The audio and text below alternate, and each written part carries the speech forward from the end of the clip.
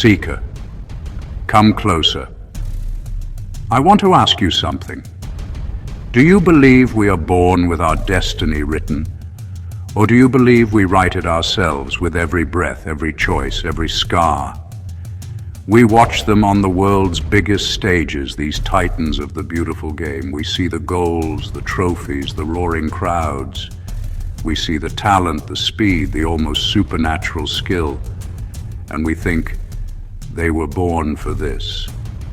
But what if I told you that for some of them the greatest victory wasn't lifting a trophy, it was just surviving until morning? What if I told you that before they ever learned to master a ball, they had to master fear? Think football's just about talent? For these players, it was about escaping the deafening sound of war. I want you to journey with me, Seeker, not just to the stadiums, but to the places where their stories truly began. Places where the pitch wasn't grass, but gravel and dirt, where the goalposts were two stacked rocks, and where the final whistle wasn't the end of the game, but the sound of a distant siren, a signal to run. Let's start in a place called Buduburam, a refugee camp in Ghana. This is where Alphonso Davies was born.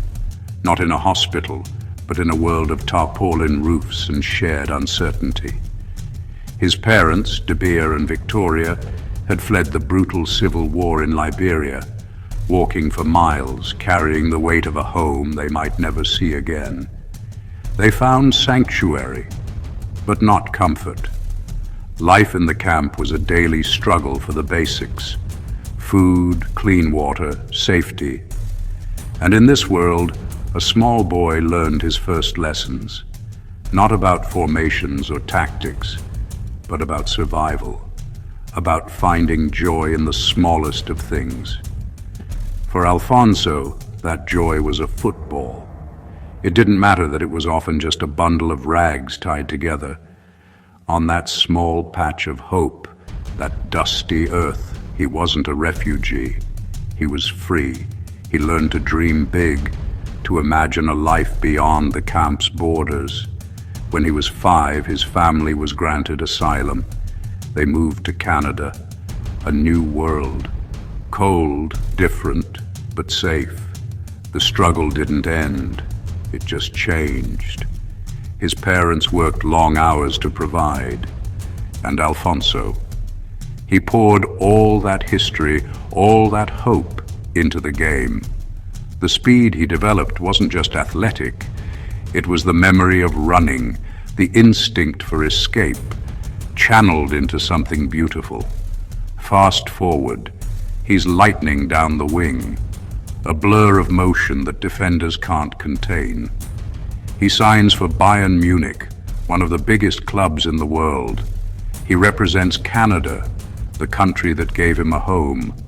From a refugee camp to a Champions League winner. He didn't just escape his past, Seeker. He honored it with every single sprint. Now, let's travel to another camp. Kakuma, in Kenya, one of the largest in the world. This is where Awer Mabil's story begins. Born to South Sudanese parents who had fled their own nation's conflict. He describes his childhood home as a small mud hut. He remembers the hunger, the constant uncertainty. But he also remembers football. He remembers playing barefoot with his friends, using a rolled-up plastic bag for a ball. He said, "If I could go back to the refugee camp, I would, just to play football with my friends. There were no shoes, but we were free." Think about that, Seeker. In a place defined by what it lacks, he found freedom in a game. At age 11, his family was resettled in Australia, another new world, another set of challenges. He had to learn a new language, a new culture, but the language of football was universal. It was his bridge. He rose through the ranks, turning professional, eventually playing for the Australian national team. He became an inspirational winger, known for his creativity and drive, but he never forgot where he came from. He co-founded a charity, Barefoot to Boots, to help other refugees. His story isn't just about personal success.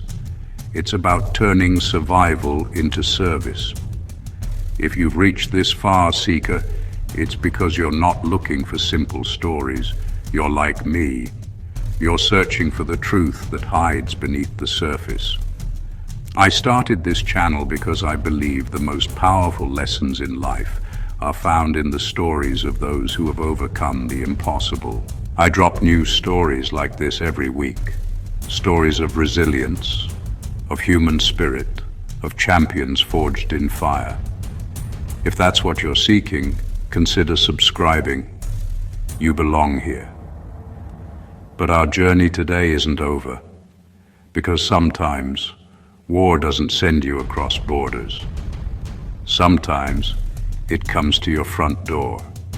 And the next story, it's about a boy who became a king in the heart of a storm. Luka Modrić. The name itself sounds like football royalty. The midfield maestro, the conductor of Real Madrid's orchestra, a Ballon d'Or winner. But before all that, he was just a boy whose childhood was stolen by the Croatian War of Independence. He was 6 years old when the war reached his village. His grandfather, whom he was named after, was executed. His family's home was burned to the ground. They became refugees in their own country, forced to live in a hotel in the city of Zadar. The sounds of his childhood weren't cheers. They were air raid sirens and the crump of grenades. While other kids had parks, Luka had a hotel parking lot. That was his stadium. He would kick a ball against the concrete walls for hours, a small act of defiance, a way to escape the fear that hung in the air. Coaches told him he was too small, too frail. They saw a boy weathered by hardship. They didn't see the steel that hardship had forged within him. That grit, that relentless work ethic, was carved into his soul by war. He didn't just learn to play football, he learned to endure, to fight for every inch. He became midfield royalty, not in spite of his past, but because of it. Every elegant pass, every tireless run, is a testament to the boy who refused to let the bombs silence his dream. And then there is Eduardo Camavinga. His story begins in a refugee camp in Angola, born to parents who had fled the conflict in Congo. Before he was 2, his family's home burned down, destroying almost everything they owned. They resettled in France with nothing. His father once told him, "You are the hope of the family. It is you who will raise us up." Imagine that weight, seeker. The hopes of your entire family placed on your young shoulders. For some, that pressure would crush them. For Eduardo, it became fuel. He saw football not just as a passion, but as a purpose. By his teens, he was a phenomenon, breaking into top-flight football with Rennes, a whirlwind of energy and technical skill. Soon, he was playing for the French national team, and then for Real Madrid, alongside Luka Modrić. Do you see the thread now, seeker? Alphonso Davies, Awer Mabil, Luka Modrić, Eduardo Camavinga. Different countries, different conflicts, but the same story. A story where war and displacement didn't end their journey, it began it. It shaped them into champions. The fear they felt became the focus in their eyes. The hunger they endured became their hunger for victory. The ground they lost became the ground they cover on the pitch relentlessly. War didn't end their stories, it shaped them. It gave them a resilience that cannot be coached, a perspective that cannot be taught. It is the silent engine that drives them. So I ask you again, seeker, what is destiny? Is it a path laid out for us? Or is it the path we carve ourselves through the hardest rock with the bluntest tools? These men are more than athletes. They are living proof that the circumstances of your birth do not have to be the conclusion of your story. They are proof that talent, fused with unimaginable resilience, can change everything. They remind us that inside every person who has been displaced, who has lost everything, there is a fire. A will to not just survive, but to thrive, to build, to dream, to win. Your own battles may not be a physical war. Your refugee camp might be a state of mind, a difficult job, a personal loss. But the principle is the same. The grit you forge in your darkest hours is the strength you will use to conquer your greatest challenges.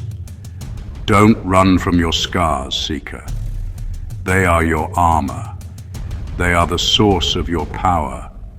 Remember these stories and go write your own. If you're still with me, it means these stories matter to you. I drop new ones every week. Watch another, and let's continue this journey together.